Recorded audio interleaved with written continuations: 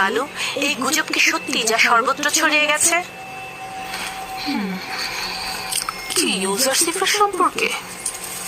অনুমান করলাম ইউজারশিপই হবে। সন্তান হিসেবে ইউজারশিপকে গ্রহণ করার কি হাকিকত আছে? দারুণ নির্বাচন, তাই না? কিন্তু বানু, এটা তো মিশরের পারিবারিক ঐতিহ্য ও আইনের বরখেলাপ।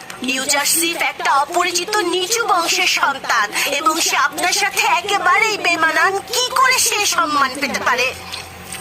আমার সন্তান হওয়া মানে কিন্তু সেই নাম যশ সবকিছুর অধিকারী হওয়া।